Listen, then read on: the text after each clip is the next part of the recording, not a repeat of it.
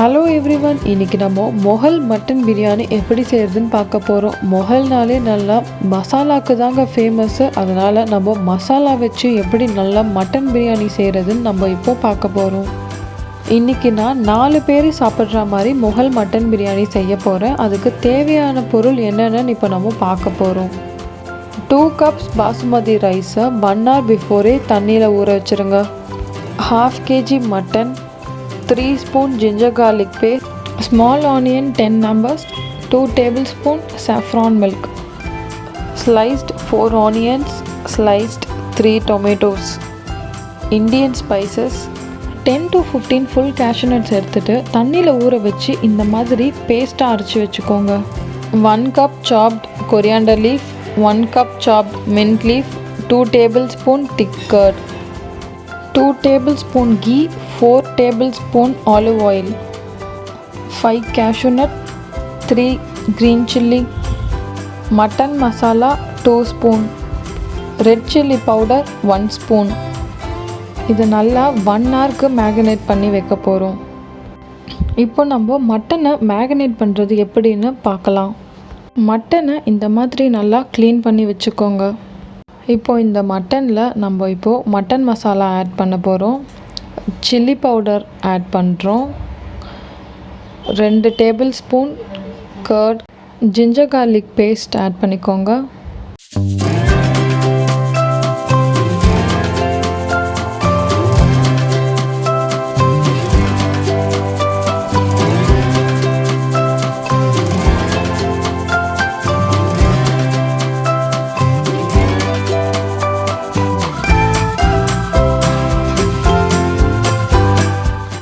இதை நல்லா மிக்ஸ் பண்ணிவிட்டு அது மேலே இப்போது மின்ட் லீஃபும் கொரியாண்டர் லீஃபும் போட்டுக்கோங்க.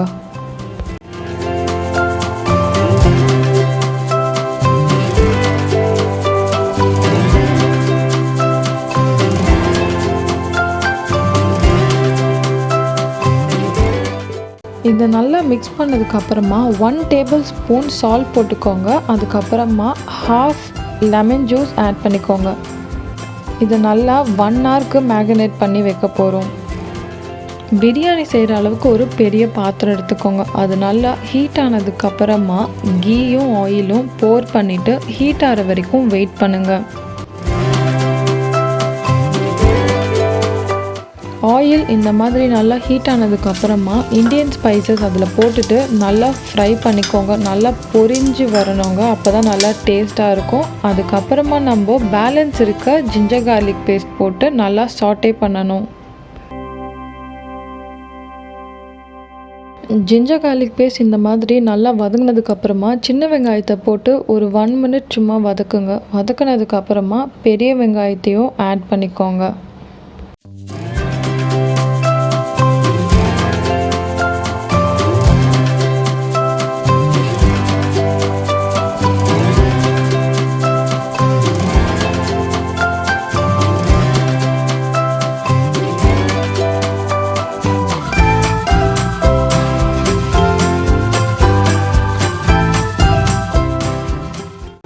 ஆனியன் இந்த மாதிரி ப்ரௌனாக நல்லா வதங்கினதுக்கு அப்புறமா அதில் இப்போ நம்ம க்ரீன் சில்லி ஆட் பண்ணிவிட்டு கூடவே டொமேட்டோவும் கேஷ்யூ நட்டும் ஆட் பண்ணி நல்லா அதை வதக்க போகிறோம்.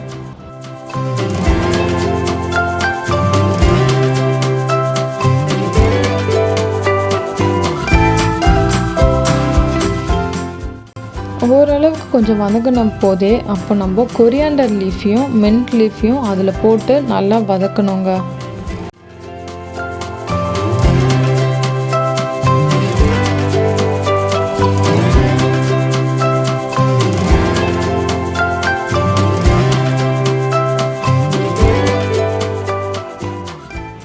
பார்த்தீங்கன்னா இப்போது நல்லா வதங்கிடுச்சுங்க. வதங்கினதுக்கு அப்புறமா நம்ம மேரினேட் பண்ணி வச்சுருந்த மட்டனை இப்போ இதில் போட்டுட்டு நல்லா வதக்கணுங்க.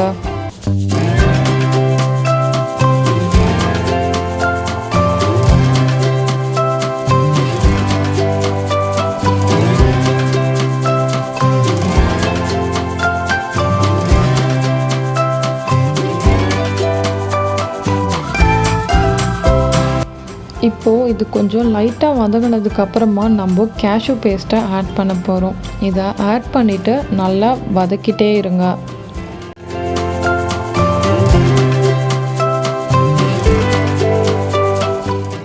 இப்போது இதில் 1/2 கப் வாட்டர் ஊற்றி நல்லா வதக்கிட்டு லிட் போட்டு க்ளோஸ் பண்ணி 20 மினிட்ஸ் சிம்மில் வச்சுக்கோங்க. அந்த ஆனியனில் இருக்க வாட்டரு, அந்த மசாலாஸில் இருக்கிறது, அந்த மட்டனில் இருக்க வாட்டர் எல்லாம் இறங்கி நல்லா இந்த மாதிரி சாஃப்டாக வெந்திருக்கும்.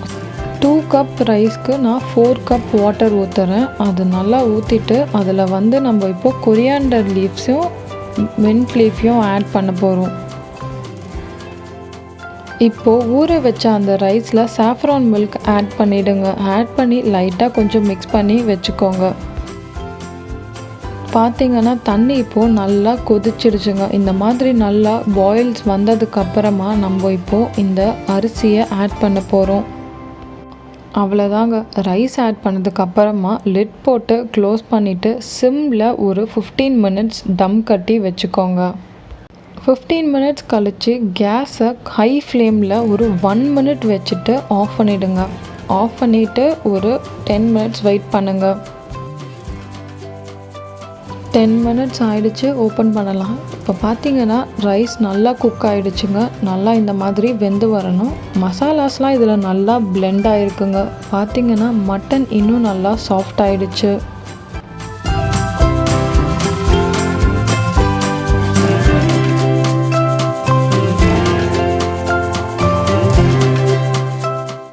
பார்த்தீங்கன்னா இப்போ மட்டன் எவ்வளோ நல்லா சாஃப்டாக குக் ஆகிருக்குன்னு பார்த்தீங்களா? இது நல்லா ரைஸோட பிளெண்ட் ஆகி ரொம்ப ஜூஸியாகவும் இருக்குங்க.